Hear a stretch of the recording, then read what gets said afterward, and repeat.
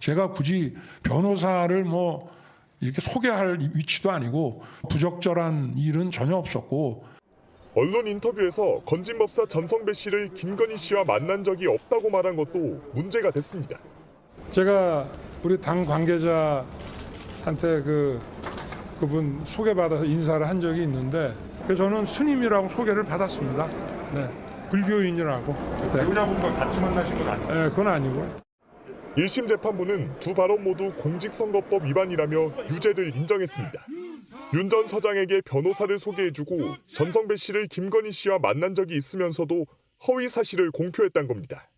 대한민국 대통령 선거라는 국가의 최고 공직자를 선출하는 절차에서 유력 후보자였던 피고인이 자신에게 유리하도록 자신의 구체적 행위에 관하여 허위의 사실을 공표한 것입니다.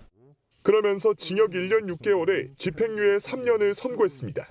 본인이 직접 토론회나 인터뷰 등 파급력이 큰 공개된 자리에서 허위의 사실을 공표하는 경우 선거인의 의사결정에 미치는 영향은 매우 큽니다.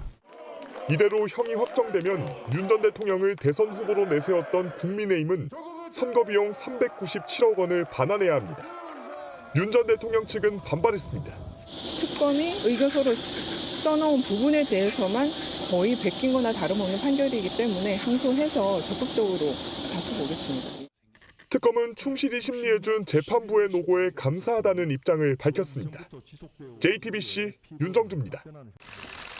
문재인 정부 검찰총장으로 지명된 윤 전 대통령, 총장 후보자와 전직 세무서장 윤우진 씨의 친분을 놓고 청문회장이 달아올랐습니다. 한두 번 윤대진 검사 형인 윤우진 서장을 만나서 식사한 거는 맞는데요. 고급 양주를 곁들인 식사 의혹도 나왔습니다. 저는 원래 양주를 잘 안 먹습니다만은 거기서 무슨 고급 양주 먹고 저녁 식사를 과하게 한 기억은 전혀 없습니다. 현직 간부 검사가 뇌물 혐의자에게 변호사를 소개하는 게 적절하냐는 공세에 부인으로 일관했습니다. 윤우진 사건에 이남석 변호사를 정말 소개해준 사실이 없어요? 저는 변호사를 하여튼 선임시켜준 사실이 없다고 분명히 말씀드립니다. 그런데 곧바로 이를 뒤집는 육성이 공개됐습니다. 소개를 시켜줬죠. 그러자 소개는 해줬지만 변호사 선임까지 간 건 아니라고 했고 이 논란은 대선까지 이어졌습니다. 윤 전 대통령은 건진법사와의 인연이 대선 후보 시절 우연히 생겼다는 취지로 얘기해왔습니다. 대선 캠프에 찾아오던 여러 사람 중에 하나 스님 이렇게만 표현했습니다. 하지만 건진법사는 지난해 구속 직전 JTBC와의 인터뷰에서 다른 말을 했습니다. 윤석열 전 대통령은 김건희 씨의 소개로 그러면 만나게 된 건가요? 예. 언제 처음 만나게 됐나요? 글쎄 그 부분도 사실은 뭐 궁금하시겠지만은 그건 좀 예민한 부분이 돼서 윤석열 김건희 부부에게 예언을 해줬다고도 했습니다. 대통령이 되실 거라고 예언도 했고 인연을 맺은 사람이 어떠한 이 출마를 했는데 도와야 된다고 생각을 했고. JTBC 연지환입니다. 와, 우리가 그동안에 다뤘던 증거 그대로 다 말씀해 주시고 다 짚어주시고 와, 양형까지 이렇게 흡족할 수 있나. 형사 21부 조순표 부장판사. 조순표 부장판사님 정말 한번 찾아뵙겠습니다. 징역 1년 6개월에 1년 6개월? 그리고 집행유예가 3년. 붙었지만 집행유예 더 해줘도 돼. 1년 6개월입니다. 진짜 대박이다. 그래도 뭐 여기서 끝나는 사건이 아니기 때문에 이게 결국은 항소심 만약에 상고하게 되면 이제 대법 판결까지 가야 되는 거기 때문에 거기서 이제 100만 원 이상 결정 나야 되기 때문에 한번 짚고 가긴 하겠습니다. 와, 일단은 그 특검이 허위 사실로 판단했던 윤석열의 발언 잠깐 다시 한번 좀 올려주시겠습니까? 요거 보면은 올려주시면 여기 이제 처음에 윤우진 관련한 것은 윤석열 입장에서는 요거를 거짓말하지 않으면 변호사법 위반이 돼요. 그래서 이제 거짓말을 했던 거야. 그런데 거짓말인지 아닌지는 사실관계를 판단해야 되는데 야, 한상진 존경한다. 뉴스타파 한상진. 내일 한번 좀 뵙고 싶습니다. 그 녹취가 다 있었던 거야. 그 윤석열이 우리 한번 틀어드리지 않았습니까? 그 정확한 증거가 있었기 때문에 요거는 이제 거짓이었고 그리고 이게 계속 좀 띄워주시겠습니까? 네.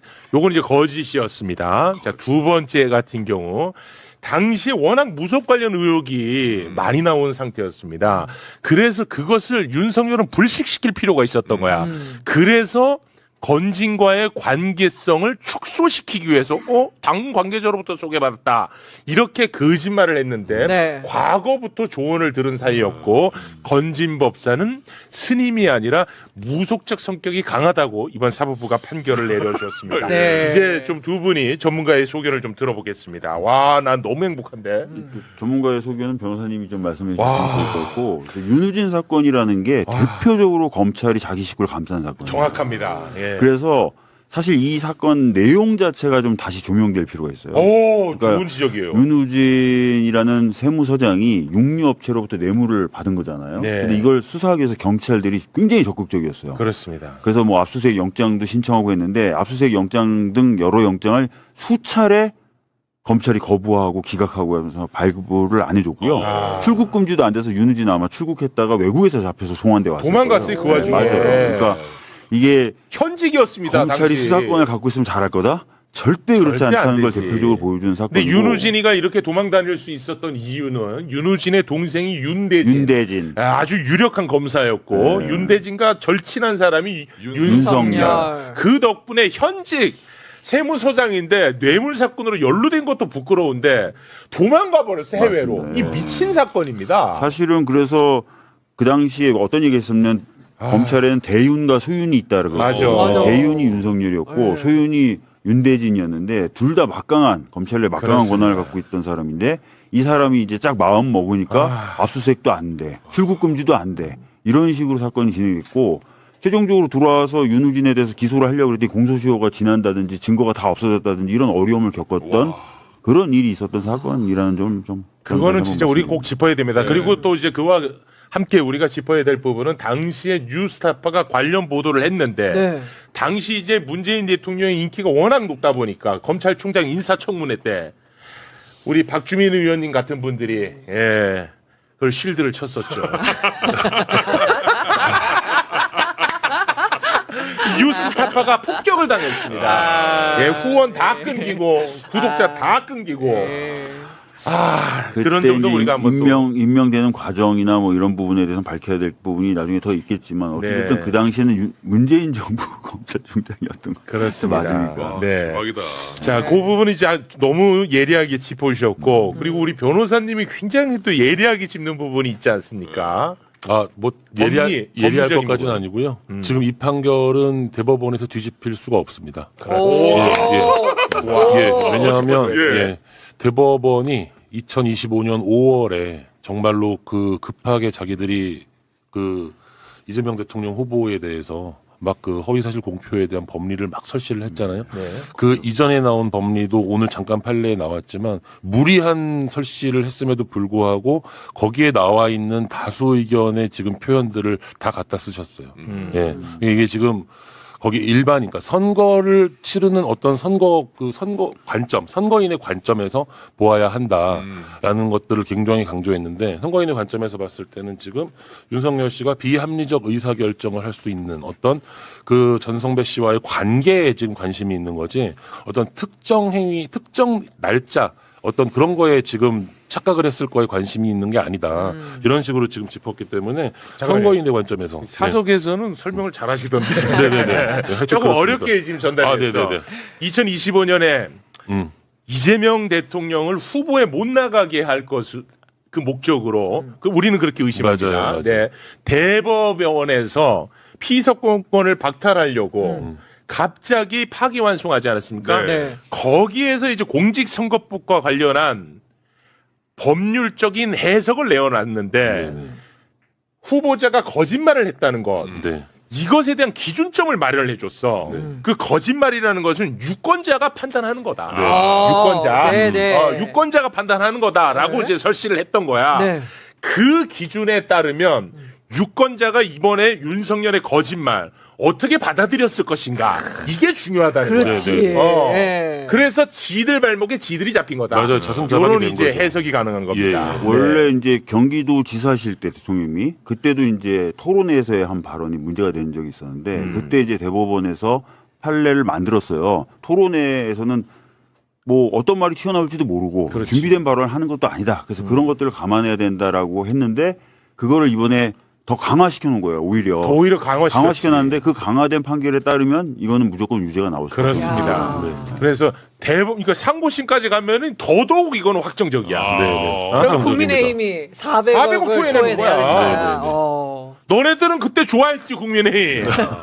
이재명 대통령 당시 파기환송될 때 나는 사실 충격받았고 방송 끊고 부끄럽지만 방송 끊고 집에 갔어. 맞아. 너무 충격받았어. 그때 국민의힘 나 약 올리고 조롱했지. 그 덕에 너네들은 400억 토해내야 돼. 이건 사실은 어떻게 보면 확정된 겁니다. 맞아요. 확정된 판결이라고 봐야죠.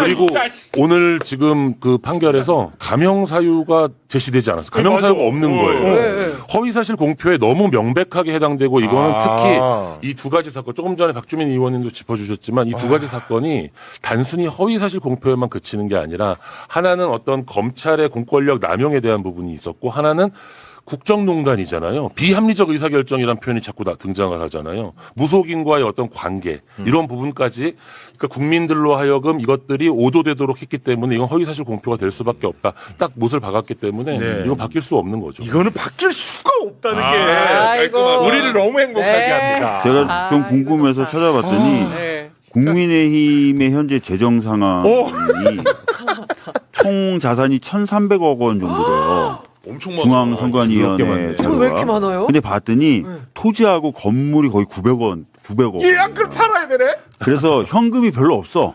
현금이 한 15억 원, 120억 되는데 이것도 임금 등으로 나가야 되는 돈이기 때문에 이게 만약 확정이 되면 이 돈을 감당할 만한 현금은 없는 거예요. 현금성 자산은 없는 거야. 그러면 건물이나 토지를 팔아야 되는 겁니다. 저는 제일 궁금한 게 이거더라고요. 그래서 이걸 찾아봤어요. 이거 확정 나고 나서 늦게 내면 늦게 낼수록 또 이자 같은 것도 붙죠? 이자 이게 따로 이자가 붙을까요? 예, 선고 뒤에 이자가 붙지 그렇겠죠. 않을까요? 선고 뒤에. 왜냐하면 반환이 되는지 안 되는지 아직 몰라요. 확정되면 그때부터 반환이 그렇겠죠. 대법원 선고는 언제 나요? 이제 이것도 633 원칙. 이거는 이제 조희대 선생님이 가장 엄격하게 보는 겁니다. 조희대 위원님께서 가장 엄격하게 보는 거예요. 특히나 윤석열은 당선자이기 때문에 더 엄격하고 더 빠르게 가야 됩니다. 그렇죠. 당선 자체가 무효가 되는 효과가 나는 거니까. 그렇습니다. 이재명 대통령은 당시 낙선자임에도 불구하고 빠르게 갔단 말이에요. 그렇죠. 그건 속도가 중요하지도 않거든. 오히려 더 빨리 갈 수밖에 없는 거죠. 사실은 그 대법원 논리대로 하면 뭐 대법원은 그 당시에는 사실은 보충 의견까지 쓰면서 신속한 재판이 재판의 핵심이다 이런 표현까지 썼거든요. 자승자박에 걸린 거죠. 진짜 대박이다. 얼마나 행복한 소식이냐. 없는 죄로 우리가 뒤집어 씌워서 행복해하는 게 아니고 원래 졌던 죄를 뒤늦게 지금 대가를 치르는 겁니다. 야, 한상진 기자는 정말 당신 뭐요? 한상진 얘기 계속 나오더라고. 2012년에 한상진 기자가 윤석열한테 전화해갖고 자백을 받아낸 게 핵심적 증거로 활용된대. 그거 우리가 앵콜송으로 한번 좀 듣고 갈게요. 하도 많이 얘기가 나왔으니까. 그 녹취 준비됐죠? 그거 한번 들어보겠습니다. 혹시 이남석 변호사를 윤우진 씨한테 소개를 시켜주셨나요? 소개를 시켜줬죠. 소개를 내가 얘기해줄게. 네네. 어떻게 됐냐면 내가 우리 중수부 연구하나 막 나간 이남석이 보고 일단 네가 지금 대진이한테는 이렇게 하지 말고 대진이 한참 일하니까 이게 또 형 문제 가지고 형 문제 가지고 괜히 머리 쓰면 안 되니까 네가 그러면은 윤우진 사장 한번 만나봐라. 대박이야. 한상진 당신 뭐요? 한상진이 윤석열을 한 20년간 쫓아다녔어. 대단하다. 대단한 사람이야. 약간 좀 이상한 사람이야. 그 덕에 이 캐고가 이제 나온 겁니다. 그러니까 윤석열이 아마 저 통화할 때 수임이라든지 소개라든지 이 개념을 혼동했던 것 같아요. 변호사법 보면은 수임만 문제가 되는 게 아니라 수임하는 과정으로 가는 소개도 있습니다. 알선, 유인이 다 문제가 돼요. 변호사법 제36조 저희가 전문가예요. 여기 소개가 있잖아. 맞아요. 소개, 알선 써 있잖아. 유인하여서는 아니 된다. 그러니까 선임만 안 되면 아무 상관없다고 생각하고 말을 다 한 것 같아요. 그러니까 구속하면서 공부를 제대로 안 했나 봐. 근데 나중에는 이제 이게 자기가 봤더니 이거 변호사법 위반이야. 그러니까 거짓말 한 거야. 맞아요. 네. 그렇게 이제 보시면 되겠습니다. 너무나 똑 떨어지고. 네. 이것은 깔끔하고. 이제 대법 판례를 기준으로 해갖고 그걸 굉장히 많이 언급을 하더라고요. 네. 대법 판례를 기준으로 우리가 지금 선고한다고. 그러니까 이거는 뒤집힐 수 없다. 네. 행복합니다. 조금 길긴 했는데 그만한 가치가 같이 있었다. 충분합니다. 예. 우리 판사님 위대하시다. 네. 와, 난 이렇게 완벽하게 마음에 드는 판결은 또 처음이네. 그러니까요. 그러나라는 단어가 이렇게 멋있게 들리는 거죠. 어. 이렇게 주장하지만 그러나라고 나오잖아요. 근데 이 판례 들으면서 저는 사실 그런 생각도 좀 했어요. 이게 지금 이 판례가 허위사실 공표에 대한 판례지만 오늘 나온 판례는 사실 지금까지의 대한민국의 검찰 카르텔이 어떤지를 다시 한번 맞습니다. 국민들한테 보여줍니다. 그건 너무 중요한 말씀입니다. 예, 저기 소개했던 이남석 변호사도 검찰 출신이거든요. 네. 예, 지금 검찰 카르텔이 어떻게 작동했는지를 보여주고 네. 그리고 그리고 비공식적 의사결정, 그러니까 합리적 의사결정을 방해하는 그런 문제가 나오잖아요. 저는 다시 한번 그 관저 이전이라든지 이런 문제에 대해서 관여했던 사람들의 수사가 아직 미진한 부분이 저는 아직도 문제가 된다고 생각을 해요. 네. 분명히 전 거기에 무속이 있을 것 같다는 생각이 들거든요. 예, 예. 네. 그런 부분도 생각이 들더라고요. 알겠습니다. 네. 이게 뭐 항소할지 모르겠습니다만 항소심에 제가 조금 하나 정도 좀 첨언을 좀 드리자면 네. 부탁 민원하는 넣습니다. 20대 대선은 0.73%포인트 차로 윤석열에게 당선됐습니다. 네. 그냥 진짜 한 끗 차야. 진짜 한 끗이었죠. 그렇기 때문에 이런 것들이 더 중요하다. 엄격하게 해야 돼요. 예, 엄격하게 들여다봐야 된다. 나 요거 하나 좀 넣어주면 좋을 것 같다는 생각이 듭니다. 저에게 좀 동의를 해주시면 감사하겠습니다. 동의합니다. 동의합니다. 네, 그래서 이제 윤 전 대통령 변호인 측에서는 재판부의 판단에 오류가 상당히 많다. 그래서 이제 항소를 제기한다라는 이유를 어제 밝힌 상황이고 지금 이 사안이 단순히 윤 전 대통령 개인의 법적 판단을 받는 문제뿐만 아니라 당시 윤 전 대통령이 속해 있던 국민의힘에 아주 큰 영향을 줄 수 있는 그런 결과를 초래할 수 있기 때문에 더 지금 크게 느껴지는 거거든요. 그러니까 이 보전받은 선거 비용이 거의 한 400억 원에 달합니다. 그러면 이게 확정 판결이 나면 국민의힘에서 이 금액을 지금 토해내야 하는 상황이잖아요. 네, 그렇습니다. 지금 윤석열 전 대통령이 이제 8개의 재판을 진행 중인데 대부분 이제 본인과 직결된 문제인데 이번 사안은 공직선거법 위반 같은 경우는 이제 당에 직접적인 피해를 주는 거죠. 근데 지금 이 사안이 다른 건들 나머지 7건에 비해서 상당히 구체적인 재판부 판결이 보면은 이를테면 아까 말씀 건진법사 아는 것도 뭐 김건희 여사 만난 적이 없다라고 했는데 재판부 판결을 보면 10년 동안 지속적으로 적극적으로 만났다는 부분을 아주 단정적으로 이 판사가 이야기를 하고 있거든요. 네. 거기다가 건진법사라는 부분이 이제 스님이 아니라 이거 역술인이다라는 또 재판부에 또 판결이 있습니다. 그러니까 사찰도 없고 그리고 뭐 집도 2층 집에 다르고 뭐 사당 모시듯이 하고 점을 보면서 금전을 주고받았다는 아주 구체적인 이 내용들이 담겨 있기 때문에 이 판결은 다른 판결과는 달리 2심, 3심에도 유죄 판결이 날 가능성이 높다. 그럴 경우 방금 말씀하신 대로 최종 지금 이대로 가면 633 원칙대로 가면 내년 1월쯤이면 맞습니다. 빠르면 아마 최종 대법원 확정 판결이 나오는데 100만 원 이상만 확정 판결이 나오면 이제 497억을 이제 거의 중앙선관위 이제 반환해야 되는 거죠. 네, 397억. 근데 이 부분이 이제 과거에 그 정청래 전 대표가 얼핏 얘기했던 국민님 해산론, 해체론 뭐 이런 얘기, 당 해산론까지 얘기 나오니까 지금 재산이 없으면 어떻게 보면 부동산까지 다 통틀어 보면 한 1,200억 이 정도 되는데 현금은 지금 뭐 100억 남짓 있다는 거 아니겠습니까? 그거 어떻게 마련하겠습니까? 그리고 뭐 그거를 뭐 담보로 하고 뭐 대출을 하고 뭐 이런 이야기도 많이 나옵니다만은 어쨌든 요즘 뭐 가뜩이나 경기 돈 마련하기 쉽지 않은 상태에서 당에서 이렇게 400억 가까운 돈을 토해내는 상황이 온다면 당 근본적으로 흔들릴 가능성이 높다라고 보는 거고 그보다 더 심각한 거는 그 전에 지금 당장 말하자면 이 판결 직후부터 국민이 상당히 불안할 거예요. 이 부분이 심리적으로 이 비용을 어떻게 마련해야 될지 이 다른 부분이 지금부터 상당히 이 대여 투쟁력, 전투력 이런 부분들이 좀 많이 저하될 가능성이 높다라고 봅니다. 네.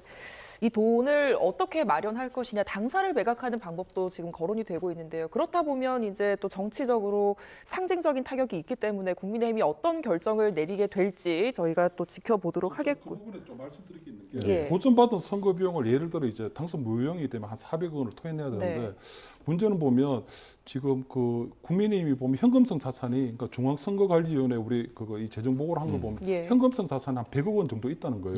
그리고 이번 지방 선거를 치르고 했기 때문에 선거 받을 보전 비용이 한 250억 원 정도가 있거든요. 그렇기 때문에 전체적으로 현금 마련하는 데는 문제가 없는데 문제가 뭐냐면 이 선거 보전 비용이라고 하는 게 국민 혈세에서 나오는 거거든요. 이번 지방 선거를 치르는 동안에 중앙선거관리위원회에서 한 250억 원 정도로 선거를 치르라고 지원해 줬는데 거기에 대한 선거 비용을 보전을 받는 게 또 한 200억 원을 받아요. 근데 그 부분을 당선 무효형을 받은 윤석열 전 대통령을 대신해서 추징금을 내주는 꼴이기 때문에 국민 세금으로 결국은 추징금을 내는 꼴이거든요. 그렇기 때문에 과연 그것이 정당하냐는 문제 제기가 한 번 있을 수 있고, 두 번째는 윤석열 전 대통령에 대해서는 국민의힘이 전체적으로 책임을 져야 되는 부분이기 때문에 당원들이 연대 책임을 좀 져야 될 필요가 있거든요. 지금 국민의힘의 당원들이 한 100만 명 정도 되니까 예를 들어 그분들이 10,000원씩을 내면 100억 원 정도가 만들어져요. 그렇게 되면 저는 국민의힘 당원들이 왜 그 책임으로부터 자유로워야 되느냐. 국민의힘 당원들이 연대 책임을 져야 될 필요가 있지 않나 하는 그런 말씀 좀 드리고, 마지막으로 볼 때 이게